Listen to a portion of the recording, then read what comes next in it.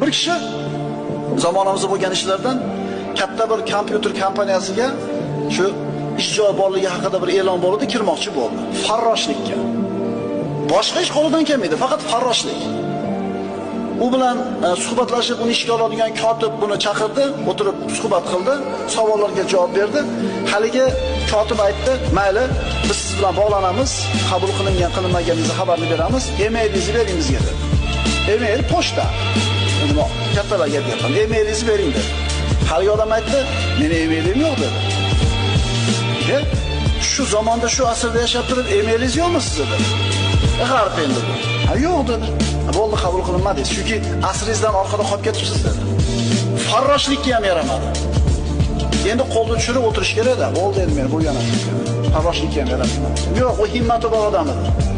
O'ylandi, bozorga borib turib bir korobka pomidorni $10 ga sotib oldi. Maydalab ko'tarib yurib sotdi. Bu yoqqa yugurdi, bu yoqqa yugurdi, $12 qo'lida pul bo'ldi kechki payt. Xursand? Shu $2 ga ishlaymanmi endi? Deb turib bo'ladi-yu. Bolalarimizni ishtahosi bo'ladi, himmat emas. Sen ishlab turar kuniga 200 so'mdan. Alloh u yo'g'iga bir yo'l ko'rsatar desa, "Ya" dedi. To'g'rimi? Bu sirozim kuniga $100 dan ishlash topish kerak. Mana rasaga jo'nat pul jo'nat doraslar bolalaringlarda. O'sha qaborib bo'ladi, olib ishlatayotgan, haligi robotodatellar bilan gaplashinglar-da. Na tilni biladi, na hunari bor, na cho'ntagida pul yo'q. Birodinki pul jo'nat. Oqsoqol, amma hunar bilan jo'natdingizmi? Yo'q. Til bilanmidi? Yo'q. Puli nima qilib turing? Eshitdilar ikkinchi tomonda. Bu odam qo'lini tushirmadi. Shu $2 ga qanotlandi-da, ertasi kuni borib 2 korobka sotib oldi.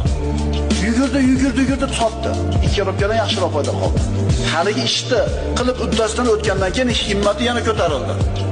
Ular shu ish bilan rostmana shug'ullandi. Bir muddat o'tgandan keyin shu shahardagi yaxshigina meva-sheva tarqatadigan odamlarning bittasiga aylandi. Shirkat ochdi, firma ochdi. Qo'lida pul bor, qo'lida odamlar ishlaydi. Endi o'ziga yetarli bo'lib qoldi. Qo'lini tushirib olmadi muhimi. Keyin o'ziga o'xshab shu bir firmasi bor odam bilan gaplashib o'tirdi-da, gap tugagandan keyin haligi odam turib ketayotib, e-mailingizni berib qo'ying menga dedi. Ya'ni bitta firmani boshlig'i e-maili bo'lish kerak. Pochta bo'lish kerak, elektronniy pochtasi. Dedi haligi odam, "Meni e-mailim yo'q" dedi. E-mailingiz bo'lmay turib bitta firmani yurgizyapsizmi? E-mailingiz bo'lganda nima bo'ladi dedi. Unda farroshlik qilayotgan bo'ladi dedi.